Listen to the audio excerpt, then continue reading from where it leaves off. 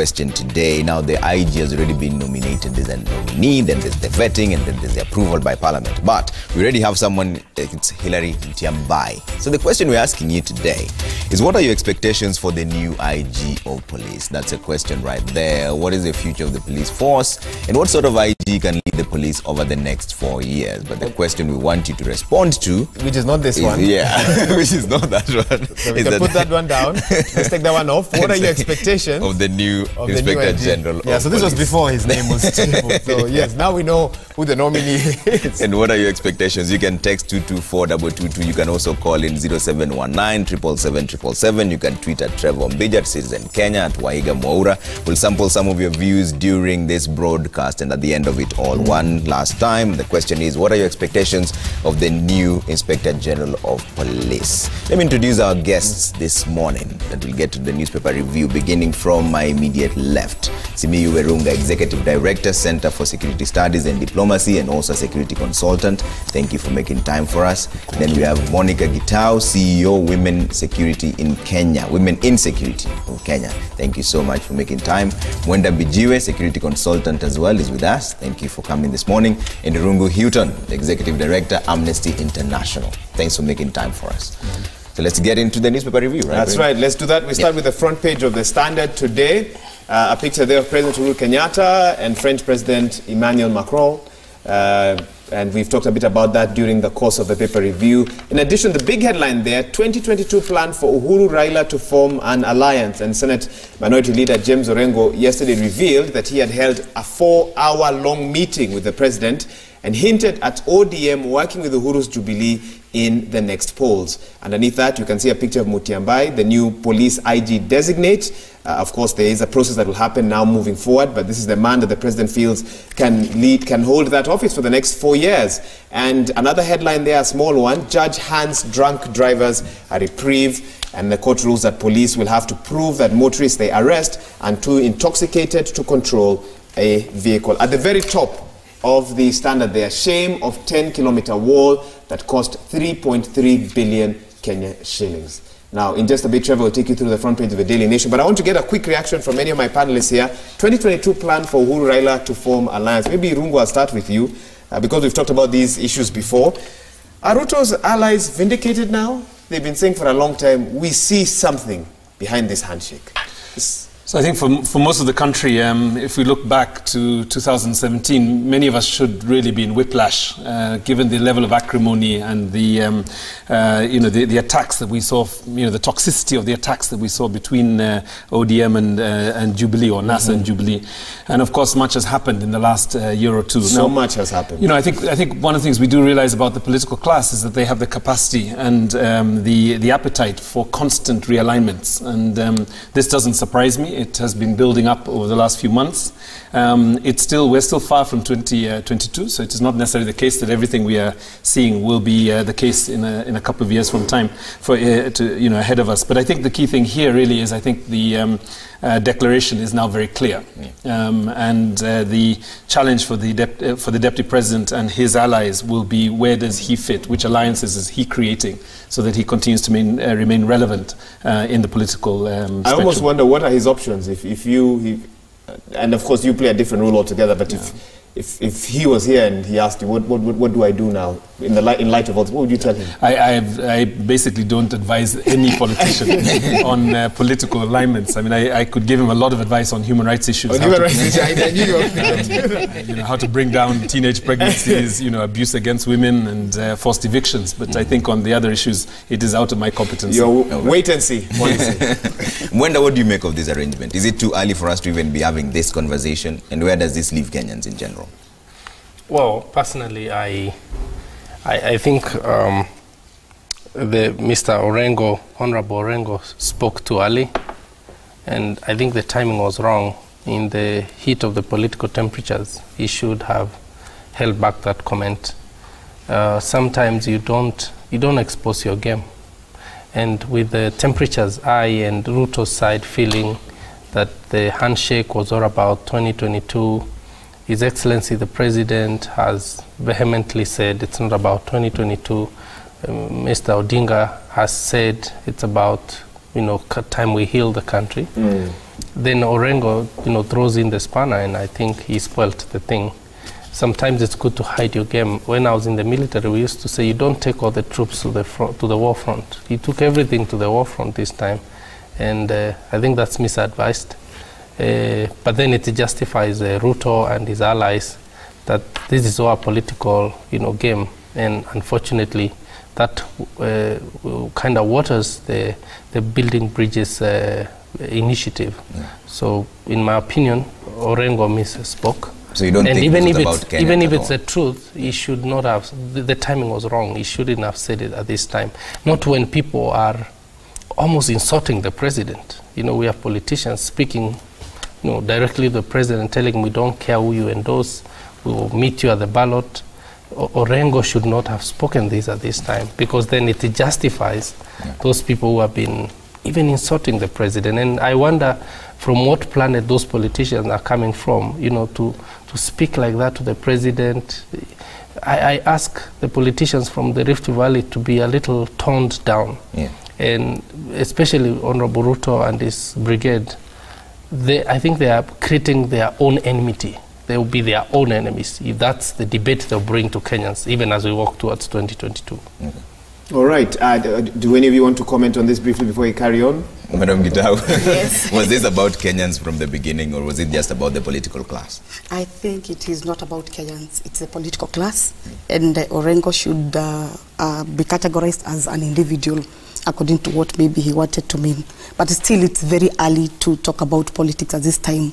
And what I would request even other politicians is to concentrate on the big four agenda of the president, on the big four agendas of the president, and much more about service delivery. That is what is required as at now. Okay. Yes. I think two words or two sentences. One, bad manners for our politicians. Okay. Small advice to people who are abusing the president. History has taught us that you don't fight what we call deep state. You see, you could be part of the state, but there's deep state. You don't win. Small advice to them. And that's where you leave it. Yes. All right, let's take a look at the front page of the Daily Nation. And this is something Irungu, I know, would like to delve into. Shame of teachers who prey on pupils. That's the front line story there. Of course, you have Mutiambai, nominated police boss. Judges given 14 days to answer against... There's accusations against 4 judges of the Supreme Court said to be investigated by the Judicial Service Commission. The 4 are lined up there. There's Justice Smokin Wanjala, Justice Mohammed Ibrahim, and Lady Justice Njoki Ndungu, and Mr. Justice Jekton Ojuang. And Simi, I'd like to start with you on this. When you see the judges themselves being accused of certain things that contravene Chapter 6, what does that mean for a nation like Kenya? Because then these are the same people you expect to uphold the highest moral standings. First I want to declare my interest. I've worked with these people for some time. So your views may be skewed. Yes, and Or informed. Or informed, yeah. Skewed. I've worked with them, so I know some of these people. Yeah. But this kind of thing has been there for some time. This is not the first time. I worry to imagine that if this is true, because even at some time, sometimes we used to hear they used to go to Dubai. Yeah. So this kind of accusations are made. I think this is the time the Judiciary Service Commission needs to deal with this. And if we have issues with the judiciary, it has to be dealt with now. I'll be biased because I also have issues with the judiciary, so I want to stop. But doesn't it then erode the confidence in the judicial system? Completely. I see Completely. You're very measured in terms of your response. Because you've already declared your interest. Yes. And Wenda, you're going to come in on this? Honestly, And we need to keep saying the accusations of... Yeah, at this point, they're just like... Only accusations, yes. I personally hold our Supreme Court in the highest regard. One of the judges mentioned here, Lady Justice Njoki, is a phenomenal leader. People know her, among other things, the Sexual Offences Act, which is, I'm sure my colleague, when you ask him about the shame of teachers who prey on pupils, which is the headline here in The Nation, will want to mention, something like the Sexual Offences Act, which Justice Njoki, helped order in Parliament when she was a member of Parliament. And all these other judges, Jackton, Smokin Wanjala, and the others, really, we need, as my senior, said, Mr. Werunga said, we need confidence. Kenyans need confidence. If you take confidence of our judicial system from Kenyans, then we have no nation. And this being the Supreme Court, where their ruling is not even reversible, it's even not contestable. There is no other court except God. After Supreme Court, the next judge you can go to is the Lord of Lords, God himself. Whatever they pass is permanent.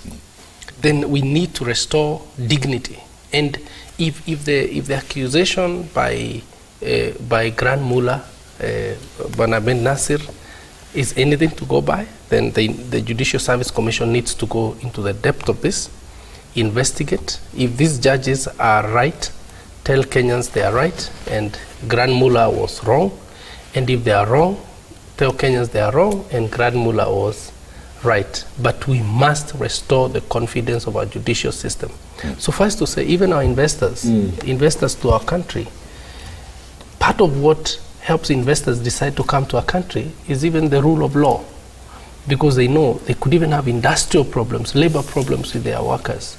If they cannot, have the confidence of our judicial system, then it's a banana republic, it's a rogue republic, where you could take hundreds of billions of your money, invest, have a problem, and you have no one to help you, and you're kicked out of the country, deported out of the country, no hope for you. So we must restore that confidence. Okay, Irungu, you want to come in on this? Actually, I'm looking forward to having the conversation also on schools. Yes, we're coming there actually shortly. So I'll be brief. I think for me, where we've reached is probably it's probably a sad moment, I think, for the country to actually have Supreme Court's judges being challenged in this way.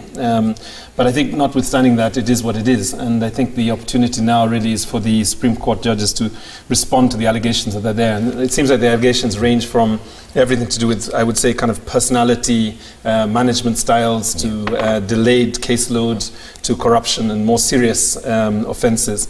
So I think there's a range of things there, and it would be important not to blur everything, to assume that all of this is affecting all of the Supreme Court judges. I think for those of us who believe in the rule of law and believe in the administrative, fair administrative practice, we do need to see a process that is credible, that allows for a robust defense in the cases where there are, and that this is not used essentially as a way of removing a set of judges in order to bring another set of judges. I think what we've been really worried about in this country is how cartels begin to gear up and puncture public institutions, and specifically bring in people that are more compliant with the interests of either politicians or business people. And I hope that this is not the case. So you feel that there could be a possibility that it's just cartels? I'm not speculating. I'm just simply saying that this process has to be shielded from either of those two influences. And those two influences have really destroyed many public institutions, including our Electoral Commission and others. And this must not allow to be happen in the case of the Supreme Court. All right. Okay. I think just to add on that, if I may. All right. What he has just said, you see, the Judicial Service Commission should take this opportunity to deal with this issue once and for all, so that we shall never allow our judges, if it is true they are honest and they are doing their work, that no busybody will be coming up with accusations every now and then. So we pray that the JSC will deal with this issue completely, so that if they come out clean, then nobody else will be making these accusations from time to time, because we seem to be getting them from everywhere. Somebody has an issue, they don't appear, they send somebody to go and lodge a petition. This is the opportunity, that's what I'm trying to say. If they deal with this issue forthright, clearly, and they come up with a verdict that is acceptable to the Kenyan people of goodwill, then we shall never be hearing these things again in this country. And that shields them completely so that we now Many move accusations forward in the future. Yes, in the future. I'd like to pick up just a bit on Simiu's point, because I think it's fundamental. Yeah. The Judicial Service Commission is probably the key to unlocking much of what we are seeing. There are elections coming up. I won't profess my favorite candidate. It's not important for this moment. But I think what is important for me is actually to ensure that the lawyers that basically serve in the Judicial Service Commission, that they should not practice for the duration of that tenure. And that would not allow them, for example, to get special favors, to be able to intimidate judges. And I think what I would like to see is all the candidates that actually want to sit on the JSC declare upfront that they will suspend their active litigation during that period. Madam